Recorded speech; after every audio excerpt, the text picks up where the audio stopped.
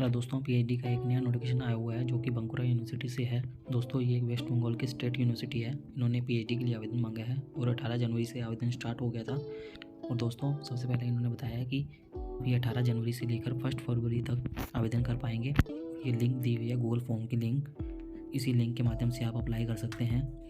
तो इस नोटिफिकेशन के अंदर ये लिंक दी हुई है, तो यहाँ से जाके आप अप्लाई कर सकते हैं। सबसे पहले उन्होंने बताया है कि आपको पेमेंट करनी है।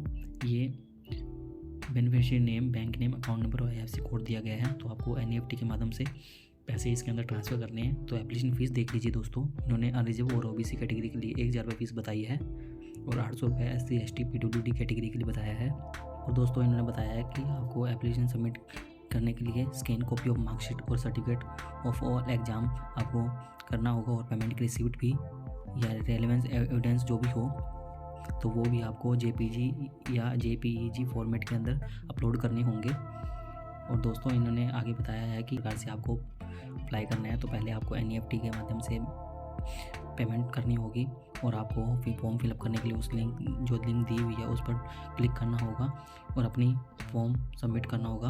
और दोस्तों, इन्होंने कुछ सब्जेक्ट बताया जिसके अंदर आवेदन मांगे गए हैं, जिसमें कि Bengali, botany, chemistry, education, English, geography, history, law, mathematics, physics, political science, Sanskrit and social work. इनके अंदर आवेदन मांगे गए हैं। और कुछ जनरल इन्फॉर्मेशन इन्होंने बताई है कि एलिजिबिलिटी क्राइटेरिया क्या रहेगा। ये लिंक दिया हुआ है उन्होंने, तो यहाँ इनका रेगुलेशन जो कि मिनिमम स्टैंडर्ड रहेगा, तो वहाँ पर आप देख सकते हैं।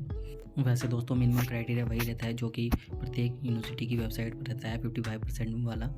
और जो भी इन्होंने रूल रेगुलेशन है वही रहते हैं जो हमने पहले वाली वीडियो में बताया हुआ है। वैसे भी पर आप फिर भी कंफर्म कर सकते हैं, इस लिंक पर जाकर उनका रेगुलेशन पढ़ सकते हैं।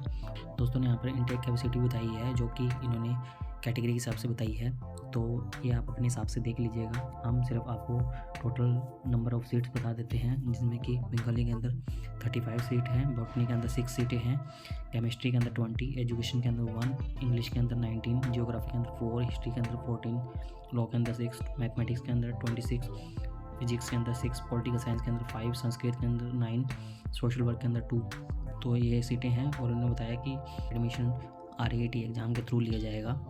और दोस्तों, इन्होंने यहाँ पर कुछ और इन्फॉर्मेशन दी है। इन्होंने बताया कि जिनके पास स्कॉलरशिप या फेलोशिप है UGC net, UGC ISR net, gate seat के अंदर, तो वो डायरेक्ट इंटरव्यू के अंदर अप्लाई हो सकते हैं। और 50% रिसर्च मैथोलॉजी से क्वेश्चन आएंगे आपके, 50% सब्जेक्ट स्पेसिफिक रहेगा। तो और 50% मार्क्स आपको इंट्रेंस एग्जाम के अंदर आने चाहिए पास होने के लिए इंटरव्यू के अंदर। 5% का इलेक्शन रहेगा SC ST OBC और PWD कैटेगरी के लिए। और इन्होंने बताया कि 70% वेटेज आपका एंट्रेंस एग्जाम करेगा, 30% वेटेज आपका इंटरव्यू करेगा। और दोस्तों, इन्होंने यहाँ पर बताया कि UGC net, UGC ISR net, gate seat सिर्फ है और बिना फेलोशिप वगैरह के, तो वो डायरेक्ट इंटरव्यू में नहीं जा सकते, उनको रिसर्च इंटरेस्ट टेस्ट देना होगा। और दोस्तों, ये एप्लीकेशन फ़ीस वगैरह बताई है। एनरोलमेंट फीस 4000 रुपये है, रजिस्ट्रेशन फीस 8000 रुपये है, कोर्स वर्क फीस 2000 रुपये है। ये ऐसे ही कुछ अदर फीस वगैरह बताई है, तो आप देख सकते हैं।